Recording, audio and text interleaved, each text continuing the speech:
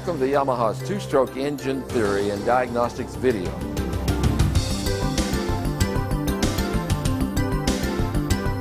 The object of this video is to give you an in-depth look at how current Yamaha two-stroke engine designs work, as well as provide some diagnostic, tuning, and maintenance techniques. We'll begin by looking at the differences between a two-stroke engine and a four-stroke engine. There are four essential functions that any internal combustion engine must accomplish: intake, compression, power, and exhaust. A two-stroke engine completes these four necessary functions in just one 360-degree rotation of the crankshaft, while a four-stroke engine requires two complete crankshaft rotations to achieve the same results. The two-stroke produces power every rotation, the four-stroke every other crankshaft rotation. A two-stroke engine doesn't need as many moving parts either. The crankshaft, rod, and piston are all basic two-stroke needs to accomplish a combustion cycle. Carefully placed ports, or windows in the cylinder wall itself, are open and closed by the piston's position in the cylinder.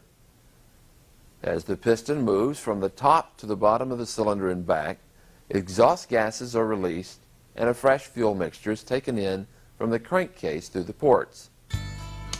A four-stroke requires many more moving parts to perform the same task because it uses a valve train. The valve train typically consists of an intake valve, exhaust valve, and camshaft. Depending on engine design, the valve train may also require rocker arms, push rods, and lifters. This makes for a much more complicated and expensive method of achieving internal combustion. Because the two-stroke design uses the crankcase as part of the intake process, there's another obvious difference between it and a four-stroke. Lubricating oil is mixed with a fuel mixture rather than circulated in a pressurized lubrication system with a sump. Each type has its advantages, of course, so the application becomes an important factor in choosing which type of engine a given product should have. Weight and power characteristics, for example, are often considerations. A two-stroke's greater power output for its size and weight make it commonly chosen for motocross bikes, outboard motors, and personal watercraft. A four-stroke is more commonly chosen for products where different power characteristics are needed, and weight isn't as much of a concern, such as large motorcycles and ATVs. Now that we've covered the basic differences between two-stroke and four-stroke engines, let's take a look at how a two-stroke accomplishes internal combustion. Although the design is simple, the two-stroke's combustion process is fairly complicated. The intake process begins when the piston starts its upward motion. As the piston rises, a vacuum is created within the crankcase. This vacuum effect causes air to be drawn into the crankcase through the carburetor. As the vacuum draws air through the carburetor, it also picks up fuel from the float bowl to create the necessary air-fuel mixture. Once the piston has reached top dead center and starts to move downward, the mixture in the crankcase is compressed. The mixture can't escape back through the intake port because it's blocked from doing so by the piston itself, or by a reed valve, or in some designs by a rotary valve. As the top of the piston continues its downward movement, the cylinder's transfer ports are uncovered. The compressed fuel mixture in the crankcase is forced through these ports into the combustion chamber. Now the piston moves up again, closing the transfer ports. The piston's continued movement upward compresses the fuel mixture in the combustion chamber, while also creating crankcase vacuum to draw in fresh mixture for the next cycle. Just before the piston reaches top dead center, the spark plug ignites the compressed mixture. The heat and pressure of the burning mixture force the piston downward on the power stroke. The piston's power stroke also compresses the fresh fuel mixture in the crankcase in preparation for the next transfer process. But before the next fresh mixture enters the combustion chamber, the top of the downward moving piston uncovers the exhaust port. This releases the burnt gases from the ongoing power stroke into the exhaust pipe. The piston continues moving down. The transfer ports are uncovered again, allowing the compressed fuel mixture in the crankcase to enter the combustion chamber. The fresh mixture coming in assists in pushing the burnt mixture out of the exhaust port, a process called scavenging, which we'll explore in more detail later. A small amount of the fresh fuel mixture actually follows the exhaust gases out the exhaust port. This escaping mixture is pushed back into the combustion chamber by a negative sound wave created within the exhaust pipe. Obviously, exhaust system design plays an important role, so this sound wave is timed properly to capture the unburnt mixture in the combustion chamber before the rising piston closes the exhaust port. Again, this will be discussed in more detail later. Now let's take a look at two intake designs used by Yamaha. The first, and least complicated, is the piston port design. In a piston port induction system, the piston skirt is used to control the opening and closing of the intake port. This design is typically used in applications where a broad power band is not critical, such as small snowmobiles and race cars. The piston port design doesn't offer a broad power band because it's restricted to symmetrical port timing. This means that the intake port's open timing is the same as its closed timing, relative to degrees of crankshaft rotation. The most common induction design used by Yamaha is the reed valve type. The advantage of the reed valve engine is its asymmetrical intake port timing that varies with engine RPM. As we see on this chart, the RVO, or reed valve open timing, changes with engine RPM. This valve open timing difference changes the characteristics of the engine slightly through the operating range. There are two types of reed induction. One type mounts the reed cage and carburetor on the cylinder, and the other mounts them directly onto the crankcase. There are many in-depth design factors that are taken into consideration when determining which method is best suited for a given application. Earlier we mentioned the process of scavenging, the effect incoming fresh fuel mixture has in helping to push exhaust gases out the exhaust port. Now let's take a closer look at how it works. As the piston is coming down during the power stroke, the top of the piston begins to uncover the exhaust port, which allows burnt gases to escape into the exhaust pipe. But there's a problem. The pressure within the combustion chamber drops off before all of the exhaust can be expelled. Unless it's removed, this leftover exhaust gas will remain in the combustion chamber with a fresh mixture, reducing the effectiveness of the next power stroke. That's where scavenging comes in. Before the exhaust port is fully open and the pressure within the combustion chamber completely drops off, the transfer ports also begin to open. This allows the pressure from the fresh air fuel mixture coming from below the piston to transfer into the combustion chamber, which in turn raises the pressure in the combustion chamber and pushes the rest of the burnt gases into the exhaust pipe. Yamaha uses two different methods of scavenging. The cross-scavenging design has an advantage in applications like small outboard motors because it has good scavenging characteristics at the low throttle openings common in trolling.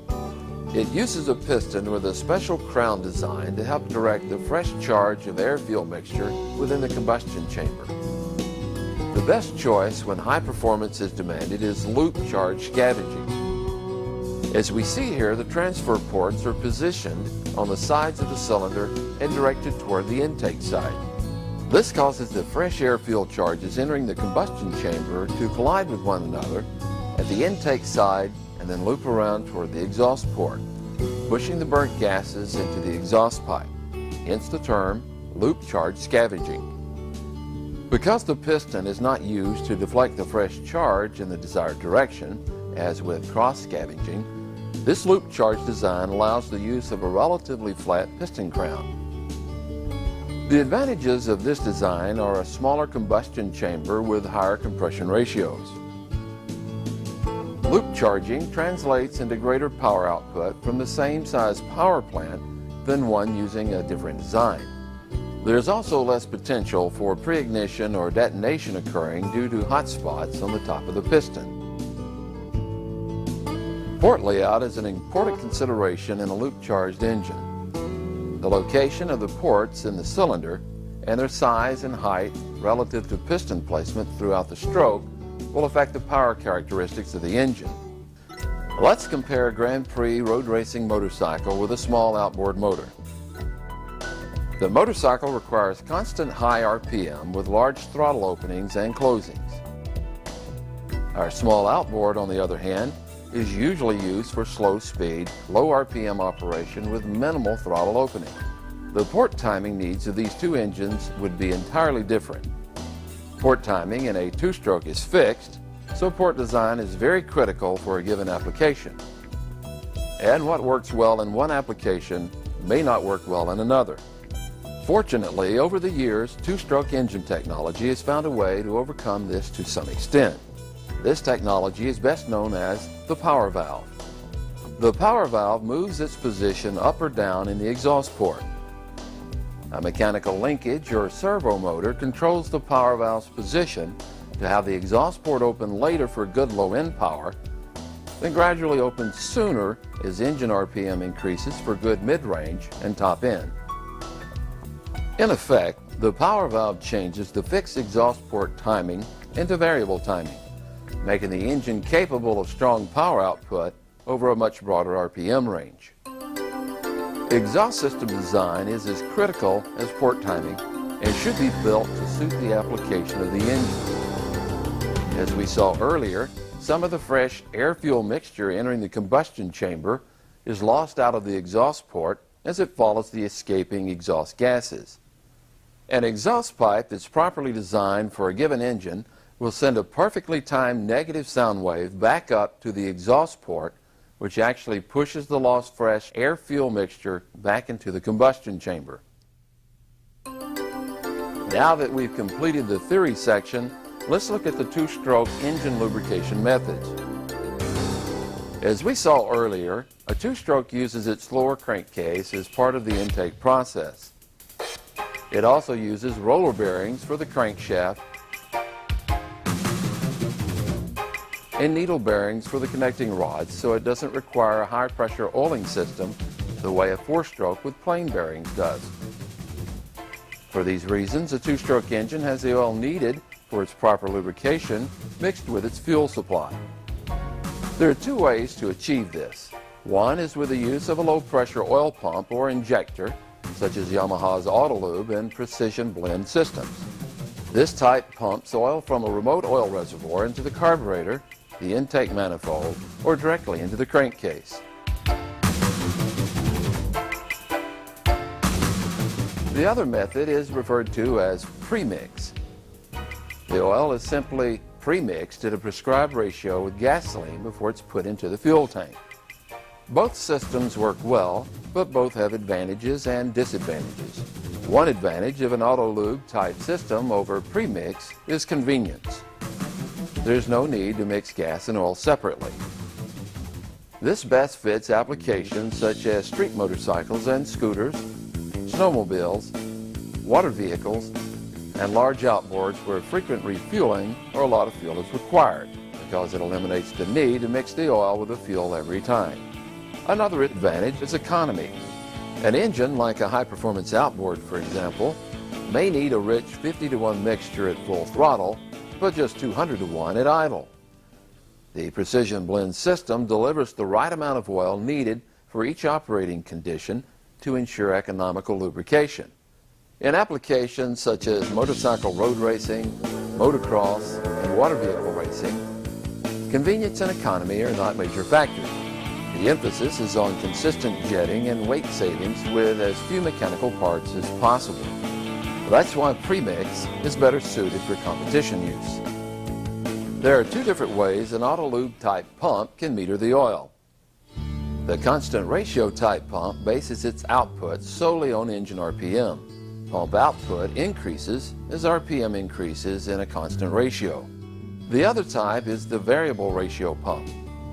This pump bases its output on RPM and throttle position. Although both types work very well, the variable type pump is somewhat more efficient than the constant type. A variable pump increases output with RPM like the constant type, but it can also control how much that increase is, based on the amount of throttle being applied. A greater amount of oil is required at larger throttle openings than smaller ones. The constant ratio pump, variable pump, and premix lubrication systems all have legitimate uses in different applications, so the technician should be comfortable working with all three types. Having an understanding exactly how a two-stroke works makes it much easier to understand how to diagnose a two-stroke problem. There are three systems to consider when diagnosing a problem in any engine, whether two-stroke or four-stroke: mechanical, electrical, and fuel. A malfunction with any one of these systems will result in poor performance, or even worse, an engine that will not run at all. Let's take a look at some basic diagnostic techniques involving these three systems. For details on performing any of the following tests, refer to the Diagnostic Tools video course series. We'll start with a mechanical system. Compression test. Perform this preliminary test whenever a mechanical problem is suspected. Compression that's below the minimum specification or is even zero shows that a mechanical problem does exist.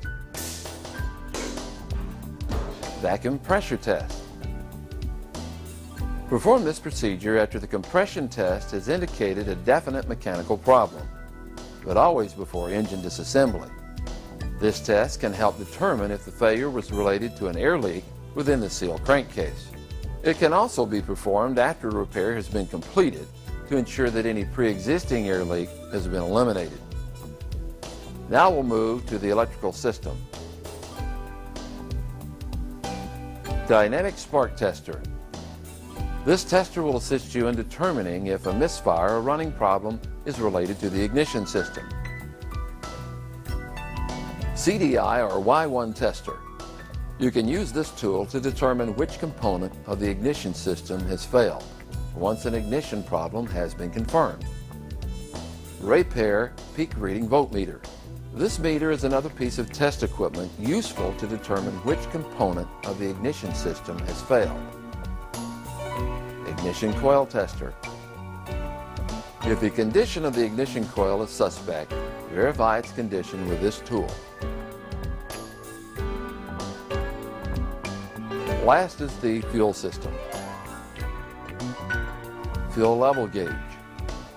It's used to determine if incorrect fuel level is a cause of a fuel-related running problem. Fuel pressure gauge. Used in applications where an external vacuum type or electric fuel pump is used, such as outboard motors. It will verify if the fuel system is supplying the carburetors or fuel injectors with correct and constant fuel pressure. Low fuel pressure can cause a lean running condition or piston seizure. Pop-off pressure gauge. Used on floatless type carburetors that are most commonly used on water vehicles. It measures the amount of pressure it takes to open the needle and seat, which allows fuel to enter the carburetor. Too much pop-off pressure will cause a lean condition, and too little will cause a rich condition at low throttle openings. And the alcohol tester. This should be used when fuel contamination, such as alcohol or water, are a suspected cause of a poor running condition. It is capable of detecting the amount, but not the type of alcohol in a given fuel sample. Carburetor tuning can also be considered part of fuel system diagnostics. Proper jetting is critical to a two-stroke's performance and reliability.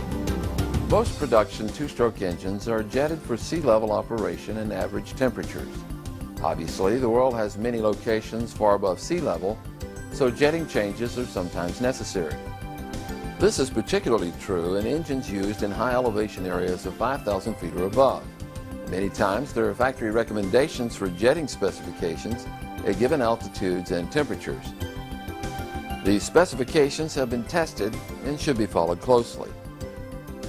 Occasionally, some slight variation may be necessary for altitudes that are in between the recommendation chart. Take care when going to a leaner setting. Jetting a two-stroke too lean can cause combustion chamber temperatures to rise above the critical level, resulting in detonation, pre-ignition, or a piston seizure. This is where reading a spark plug can be very helpful. Analyzing or reading the color of the porcelain casing around the spark plug's center electrode tells a lot about what's happening in the engine.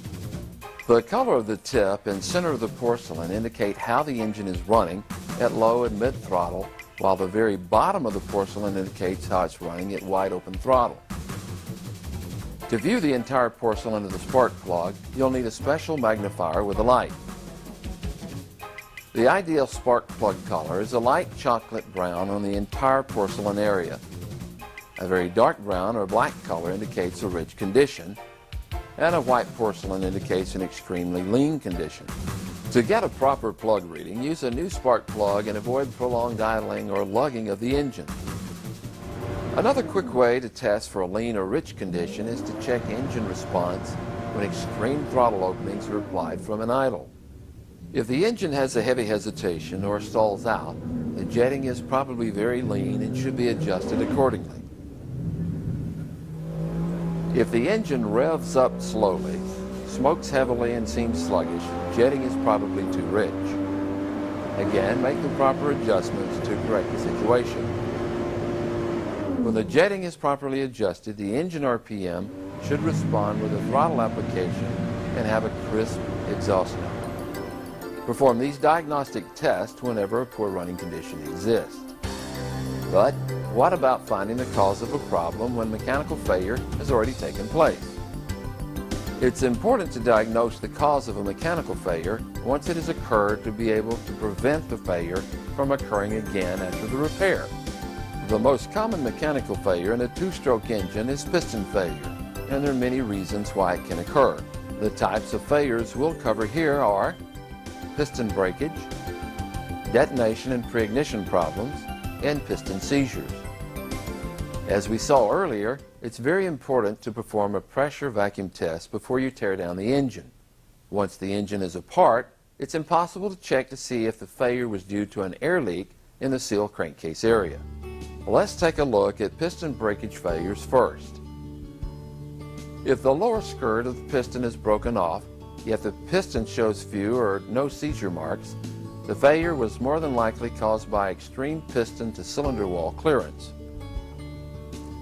Piston breakage can also be caused by over-revving the engine.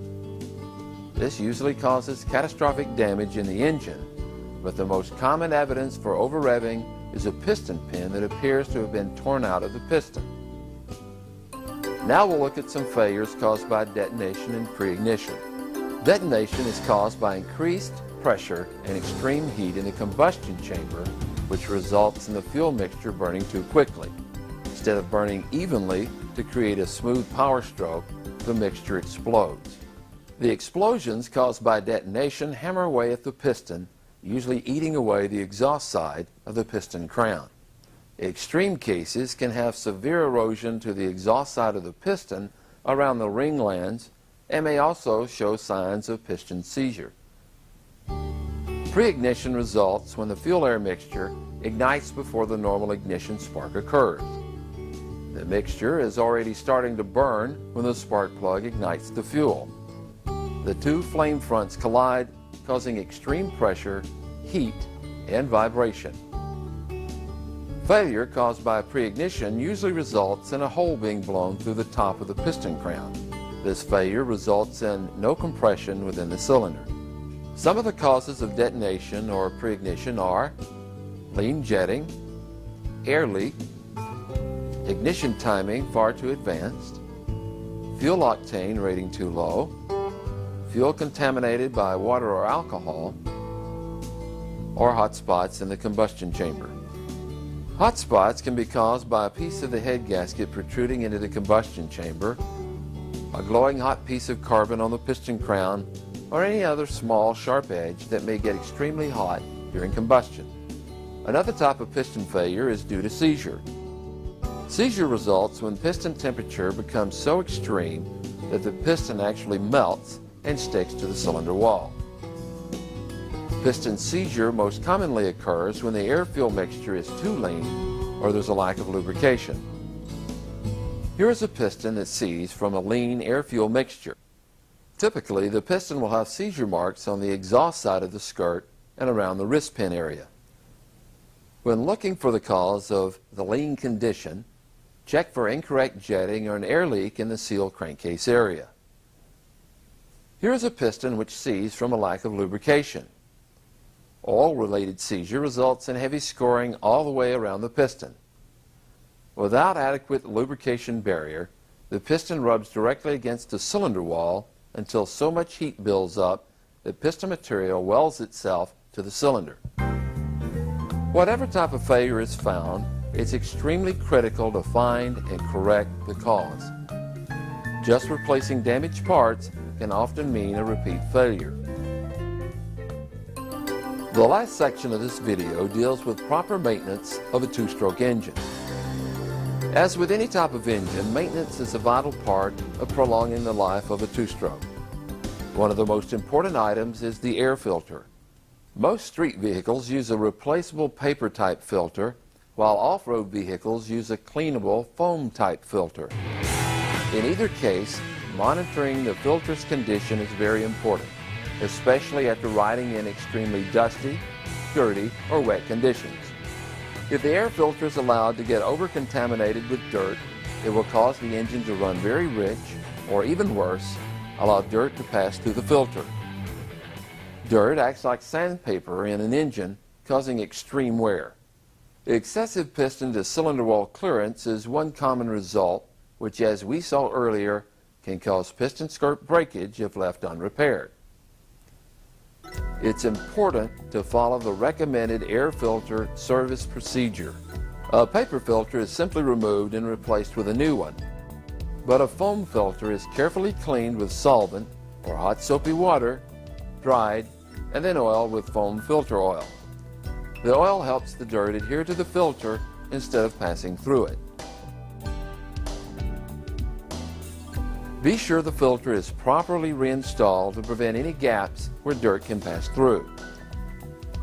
Because two-strokes burn oil with the fuel, they tend to build up carbon deposits much more quickly than four-strokes. Too much carbon buildup will increase the compression within the combustion chamber. This can eventually lead to pre-ignition from a glowing hot piece of carbon, or detonation from the compression being too high for the recommended fuel being used. For this reason, it is necessary to periodically remove the cylinder head to decarbonize it and the piston crown. A way to prevent carbon buildup is to use a combustion deposit cleaning fuel additive such as Yamaha's Ring Free. The periodic use of Ring Free will help prevent carbon buildup in the combustion chamber, as well as prevent varnish buildup around the piston rings. Occasionally, it will also be necessary to replace the piston and rings. The interval varies considerably depending on the application and how well regular maintenance is performed. Over time, normal wear will increase the piston to cylinder wall clearance. Increased mechanical noise is the major indicator that there's excessive clearance. This noise, typically referred to as piston slap, is caused by the piston skirt banging into the cylinder wall when it changes the direction of travel within the cylinder bore. If this condition is not fixed, piston breakage can occur. Preparation for prolonged storage is also an important part of preventive maintenance. Many applications, such as snowmobiles, outboards, and water vehicles, are only used during certain times of the year and may go many months without operation. In these cases, it is necessary to take certain precautions to ensure that the engine will be in good working order when it comes time to use it again. The first step is to completely fill the fuel tank and the oil injector tank if applicable. This will prevent condensation from building up inside the tanks. Then, to stabilize the fuel, add the prescribed amount of fuel stabilizer to the fuel supply. This will help to keep the fuel fresh during storage. Run the engine long enough to allow the newly conditioned fuel to run through the entire system. Fogging the engine is the next step. Fogging oil is specially formulated to coat the internal parts of the engine and stick to them over prolonged periods of non-use. This helps any corrosion that may otherwise take place. While running the engine, spray the fogging oil into the intake until the extra oil almost causes the engine to stall. It's a good idea to replace the spark plugs after the engine is put back into service, as they may become foul from the fogging oil.